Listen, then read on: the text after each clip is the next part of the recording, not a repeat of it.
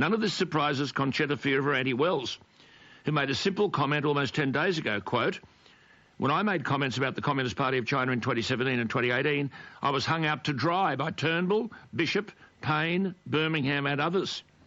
She said the same group thinkers are still in cabinet and still in key portfolios. Concetta Fierravanti-Wells is on the line. Concetta, good morning. Good morning, Alan. None of this surprises you? No, it doesn't. It doesn't surprise me at all. But what is clear is that it cannot be business as usual with the communist regime in China after this pandemic. That is one thing that is clear. And I think when we look back in recent history, the seeds of the predicament that we face today, including those most critical years when Julie Bishop was Foreign Minister before she handed over to Maurice Payne, very much reflected on China's activities. The other thing is, too, let's not forget that in 2000, 5% of our exports were to China, and this rose to a massive 33% by 2018. So we've got 26% of our two-way trade is with China and 33% of our exports are with China. So the reality is that we now have to look at what is our plan to decouple from China. We cannot continue to have this dependency on the communist regime, and the pandemic has shown that. And also, Alan, I think it's really important. The costs of the pandemic are vast. Billions of taxpayer dollars have been expended because monies have had to be borrowed, and we, the taxpayers of Australia, have to repay that money. And so therefore, justifiably, the Australian public want to know, well, are we going to get any compensation for this? You're saying, I don't believe your words, there is sufficient political fortitude to push for reparation. Well, since April, I have really been advocating that the government should act on those things which I believe are in our direct control, namely to come up with a plan for reparations and a plan to decouple from China. Look, I have to say the push for an inquiry into the origins of the virus, commendable, but the reality is that China will do everything in its power to avoid scrutiny. And we've seen overnight the motion that is likely to go up and possibly be passed has been considerably watered down, and just from a cursory reading doesn't appear to even have a reference to China. And we've also seen the whole issue of culpability of the Chinese regime in relation to its dealings with the World Health Organization and the whole... Quiet, just telling lies. Just coming to your point there then, I see the former Defence and Security official and highly respected Peter Jennings said recently, quote, "China can do what they want, wherever they want, and they'll never be punished for their behaviour because of the veneer of maintaining the relationship." Do you agree with that? Well, you have to. Peter's absolutely correct. And let's not forget that only a year ago, 3 Chinese warships were allowed to sail into Sydney Harbour on the 30th anniversary of Tiananmen Square. So in my view, I think that we do have a long way to go. I think that by approving that visit to coincide with the anniversary of that massive massacre, not only was insensitive, but it actually demonstrated that Beijing really does dictate terms, and we just acquiesced. And so in that instance, Beijing won the psychological contest. And so it doesn't surprise me that we have tended to appease, we've tended to acquiesce. And this is all at the same time, Alan, as our ships attempting to abide by international law, exercising freedom of navigation exercises with our allies in the South China Sea, are faced with the communist regime's bellicose and illegal actions in the South China Sea. So we've seen what's happening in relation to our ships going off to Vietnam. So all of this is the background. So therefore, yes, we are going to have to demonstrate a lot of political fortitude. But then, Concetta, sorry to interrupt you there. Before you go, see, what our public don't understand understand, which I can't comprehend, we have these Confucius Institutes all across Australia. We've got 14 of them in 13 universities. There's one in the New South Wales Department of Education. We have 67 Confucius classrooms located in primary and secondary schools. They get funding from China.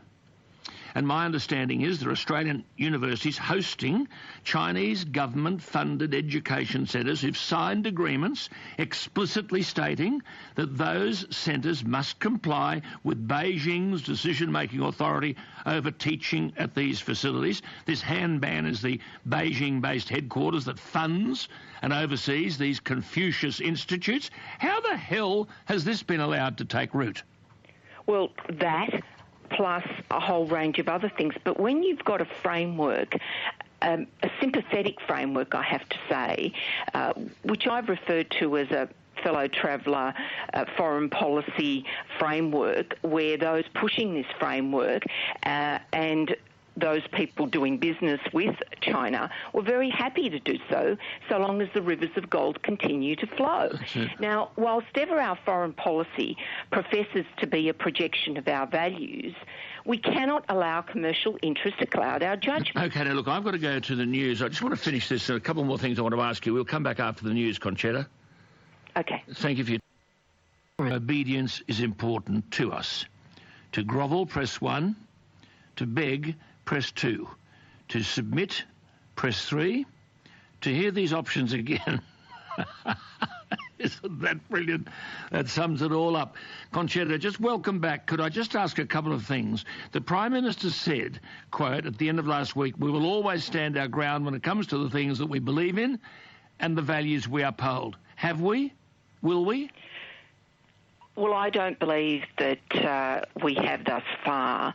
I think that we have seen repeated instances where China has demonstrated that it doesn't have the credentials of a good international citizen, and I don't believe that we've stood up to them. You know, we know that there have been cyber attacks, we know there have been human rights abuses, we know what they've been up to in the South China Sea, and I think that what we've seen is we've been happy to do business, people have been happy to do business with them, so long as the rivers of gold have flowed. Now, I think that that is now demonstrating that that's a bad business model and things have to change. And it will take a lot of fortitude for that to change because those rivers of gold are considerable. Last week when Julie Bishop called for calm and considered diplomacy with China, you said that the Department of Foreign Affairs and Trade and the Minister Julie Bishop had ignored your warnings about China.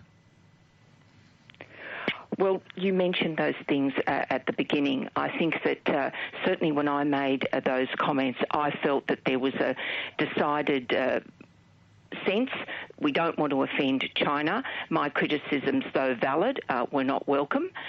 I never saw a clear strategy, what the strategy was with China. If there is one, I certainly wasn't privy to it. But in any case, I knew what the issues were in the Pacific. I pushed very hard for the Pacific to be one of those 5 priorities.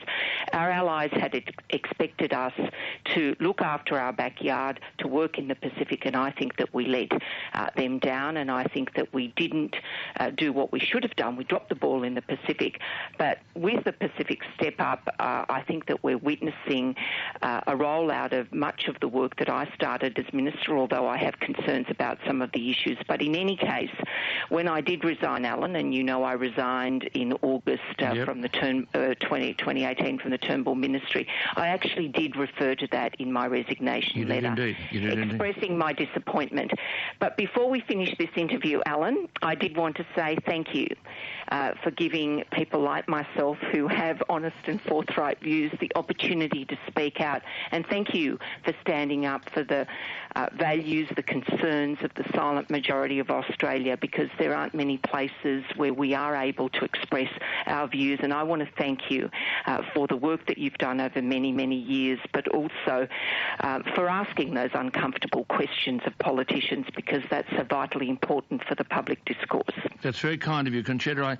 I did want to ask you perhaps one final and uncomfortable question, which I think out there people listening wouldn't fully understand. When the Prime Minister says we must stand our ground when it comes to these things and believe in the values we uphold and so on, surely if we're talking about power, naked power in the region, China cannot be more powerful than the collective of America, Japan, India, Australia, throw in Indonesia and Vietnam, if you like. Isn't that what we should be working towards? Absolutely, Alan, and that's my point, and that's why I made those comments in relation to what's happening in the South China Sea. I think it's incumbent on Australia to increase its involvement with its allies, especially the United States, in calling out the communist regime for its bellicose and illegal actions, not just in the South China Sea, but in other parts of the world. And that really is, we are a democracy. Work together. It is a totalitarian regime. It is. It is not a market economy. Say it as it is. It is a totalitarian regime, and as you know, we need to work that out because they don't abide by the same values and beliefs, and they don't operate on the same level and according to the same values as we do, and we've got to stick by those values, not just in words, but in deed. Good on you. And that's what Scott Morrison said, but now that's rhetoric. We will always stand our ground when it comes to the things that we believe in and the values we uphold. I don't think we did that over the Port of Darwin. All right, Concetta, lovely to talk to you. Thank you for your time. Thanks very much, Alan. Not at all. Concetta Fierravanti-Wells. What do you do about the Port of Darwin? There's a clause there which allows us to break that lease arrangement for 99 years, and we should exercise it. Just on this coronavirus, I see McDonald's. See, this is what's happening about getting the economy back on its feet. McDonald's are going to close 12 of their stores across Victoria. They said in a statement overnight, the driver who worked for an external service provider delivered to all 12 outlets and interacted with quite a small number of employees. The driver was asymptomatic and unaware they had contracted COVID-19.